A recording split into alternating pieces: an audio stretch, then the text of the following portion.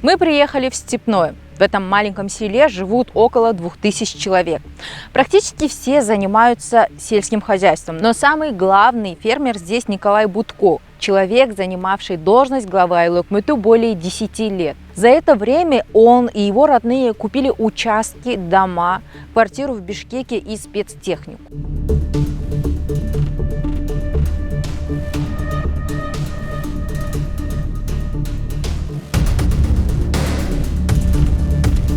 Согласно декларации, Николай Будко, будучи чиновником, зарабатывал меньше 20 тысяч сом в месяц, а близкие родственники не имели никакого дохода. Участки, авто и дома оформлялись на жену и детей экс-главы Айлык-Мыту. Я расскажу вам подробнее о семье Будко, чтобы далее была понятна схема передачи земель и другого имущества.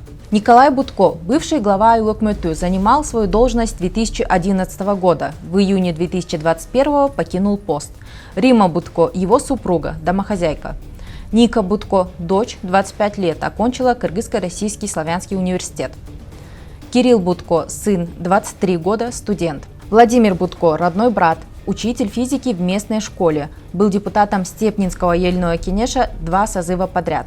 Елена Агулова, родная сестра Николая Будко, работник местного отделения почты, была депутатом Степнинского ельного кенеша 1 созыв. Воробьев Владимир, муж Елены Агуловой. Анатолий Будко, отец Николая, пенсионер. Нам удалось выявить 455 гектаров земель сельхозназначения, оформленных на семью бывшего чиновника. 278 из них принадлежат чете Будко как частная собственность. Остальное они арендовали у государства. Приехав в Степное, мы отправились домой к Николаю Будко, но, к сожалению, не застали его там. А его нету, он в городе. В Бишкеке? Да, он не работает. А вы супруга, да? Да. Далее по телефону мы уже договорились с Николаем Будко встретиться в этот же день. Он пообещал приехать в село через полчаса, но не приехал. Сначала говорил, что машина сломалась и он остался в дороге. Мы предложили приехать к нему, но тут началось интересное. Николай Будко заявил, что не хочет с нами встречаться, так как знает, почему журналисты приехали в Степное. Мол, жители не впервые жалуются на него. Только он уверяет, что делают это завистливые люди. На сегодняшний день на Николая Будко оформлены 3 участка, один из которых по карте мы видим, что это огород, 2 других общедолевые участка с женой площадью 5,5 гектаров. В декларации за 2017 год Будко указал, что владеет 109 гектарами земли сельхозназначения. В 2018 году его владения уменьшились на 3 гектара. Бывший чиновник оказался заботливым родителем и в 2019 году оформил десятки договоров дарения на имя дочери и сына. Другими словами, он подарил детям 112 гектаров земли и 1 дом в селе Степное. 25-летняя Ника владеет 59 гектарами земли, а также домом, двор которого выглядит как автопарк для сельхозтехники. 23-летний Кирилл владеет 84 гектарами земли, 53 из которых ему подарил отец. Кроме того, по данным сайта Карчек, на него оформлена 1 машина. Сам Будко говорит, что эти земли были куплены его родителями и подарены ему, а он просто передарил своим детям. Однако, согласно выпискам из кадастровой службы, основную часть этих участков бывший глава Айлык-Мыту купил в 2014 и в 2016 году, будучи при должности. На супругу Николая Будко Риму оформлено 52 гектара земли. Куплены они были с 2012 по 2018 год, то есть опять-таки, когда Николай Будко занимал государственную должность. В 2017 году он указал в декларации, что близкие родственники владеют 25 гектарами земли, но графа «доходы» пустая. В 2018 году о имуществе близких родственников информации нет, хотя по закону все, что принадлежит жене, он должен указывать в отчете. Мы спросили у жителей Степного, сколько стоят участки в их Айлык-Мыту. 1 гектар Багары можно купить в среднем за 15 тысяч сомов. 1 гектар орошаемой пашни стоит от $1000 и выше. Рима Будко владеет 17 гектарами орошаемой земли. Если считать по нынешнему курсу, то это около 1,5 миллиона сомов. Багарной пашни у нее 35 гектаров, это 525 тысяч сомов. Итого земельных участков, если округлить сумму, у нее на 2 миллиона сомов. Возможно, раньше эти земли стоили дешевле, но все равно общая стоимость будет не меньше 1,5 миллиона сомов. В 2018 году Римма Будко покупает дом в селе Степное, в котором они проживают сейчас, и на его территории построен огромный ангар сельхозназначения. А уже через год супруга чиновника покупает квартиру в Бишкеке. Согласно выписке из кадастра, квартира 105 серии площадью 48 квадратных метров. На сайте объявлений мы нашли квартиры с такой же квадратурой и в этом же районе. Стоят они в среднем $37 тысяч. Также на нее оформлены 3 автотранспорта. По словам местных жителей, Римма Будко никогда не работала и занималась домашним хозяйством. Сам же бывший глава Айлык-Мөтү в разговоре с нами заявил, что его супруга держит скот, а именно 10 дойных коров и продает молоко. Так и заработала на участке и квартиру в столице. Это также не указывается в декларации. А если и вправду Римма Будко заработала сама, к примеру, одна корова в день дает в среднем 15 литров молока. Ну, если это породистая. 10 коров по 15 литров в день – это 150 литров. Фермеры на сегодняшний день сдают молоко по 20 сом. В день 150 литров молока по 20 сомов – это 3000 сомов, в месяц 90 тысяч сомов. То есть Николай Будко официально в год зарабатывает 180 тысяч сомов, а его супруга может заработать эту сумму за 2 месяца. Тогда почему Николай Будко в своей декларации не указывает ее доход? Бывший глава Айлык-Мөтү уверяет, что все официально и документы у них есть на все имущество. В этом мы не сомневаемся. Оформляют они и вправду на себя и членов семьи. Интересует вопрос, как они заработали эти деньги. Будко говорит, что работал честно и днем, и ночью. Земли обрабатывал сам на своем тракторе.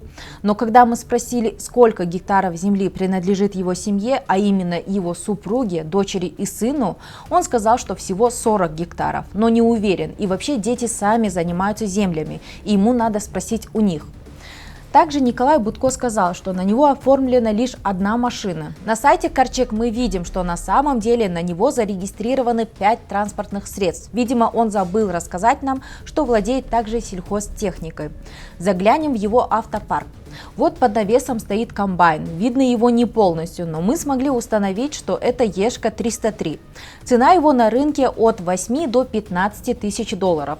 А это трактор МТЗ-82, стоит он от 3,5 до 13 тысяч долларов. Второй трактор МТЗ-80, его стоимость от 170 тысяч сомов до 5 тысяч долларов. Третий трактор – это Кировец К701, такой можно купить за 1 миллион 200 тысяч сомов. В личном автопарке также есть ДИЛ-130, он стоит от 200 тысяч сомов и выше. А такой пресс-подборщик на Лалафо можно купить от 250 до 350 тысяч сомов. Также есть одна грабля и 3 прицепа. Цены на них разнятся от 5000 до 70 тысяч сомов. В начале выпуска мы упоминали также сестру, брата и отца Николая Будко. На них тоже оформлены десятки земельных участков. Кроме того, Владимир и Елена были депутатами в том же Айлык-Мөтү, который возглавлял их брат. Николай Будко в свою очередь заявил, что деятельность его сестры и брата, а также их имущество не касается его. У них свои семьи и общих дел они не имеют. Но давайте рассмотрим один участок. Вот 101 гектар государственного земельного участка. По данным кадастровой службы, этим участком пользуются 5 арендаторов. Посмотрим, кто они. Сельхозкооператив «Руслан Агро». По данным Минюста, руководителем является Киселев Александр Сергеевич. Имена учредителей скрыты. Но мы проверили, кому принадлежит номер кооператива, указанный в Минюсте. И вы не поверите. GetContact показывает, что это номер Будко. А самое интересное, мы с Николаем Будко именно по этому номеру и разговаривали. Кстати, младшего сына бывшего главы Айлык-Мөтү зовут Руслан. Об этом он рассказал нам сам. Сергей Кузнецов. Мы не смогли установить их родственную связь, но Кузнецовы и Киселевы целыми семьями есть в друзьях у Елены Агуловой. Владимир Будко, как вы уже знаете, это родной брат бывшего главы Айлык-Мөтү. Елена Агулова – родная сестра Николая Будко. Владимир Воробьев – муж Елены Будко. Всего 101 гектар земли и все арендаторы – члены одной семьи. А что, если и с другими участками в этом Айлык-Мөтү происходит такая же ситуация, и на аукционах выигрывали одни и те же лица? В Степном с июня этого года новый глава.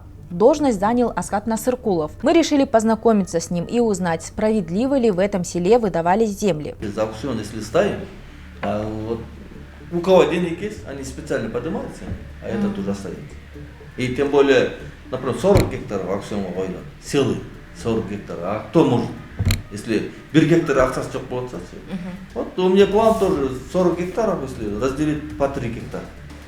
Аукцион қояды. Вот азырдың депутаттардан ошоны иштеп атабыз азыр. Вот завтра я буду, это осенью будем вопрос. Так нельзя, не пойдет тогда. Башкаларда алсам да. А то привыкли это же, как Монако там, по Монако. Воды не хватает. Здесь всего 4 человека поливают. Он, из Куркин, Кузнецов и Бекзян какой-то. Вот. После него осенью уже поливать да? остальные. Это что такое? Я вопрос, завтра у нас будет сессия, первая сессия. Вот надо ставить вопрос вот этот. Подведем итоги. Николай Будко и его семья покупали дома, участки за годы его работы на госслужбе. По его же словам, они также держат скот и неплохо на этом зарабатывают. Но по декларации бывшего главы Айлык-Мөтө в семье зарабатывал только он, и то меньше 200 тысяч сомов в год. Брат и сестра были депутатами местного кенеша. Этот орган рассматривает вопросы о выдаче госземли в аренду. Это история лишь одного села и одного руководителя Айлык-Мөтө, а в Кыргызстане 453 айыльных аймака. Нарушения чиновников в маленьких населенных пунктах, как правило, остаются незамеченными. Но мы с вами сможем изменить ситуацию. Если вы знаете о нарушениях чиновников в вашем селе, напишите нам на WhatsApp. С вами была Зулайха Эркинбаева. До новых встреч!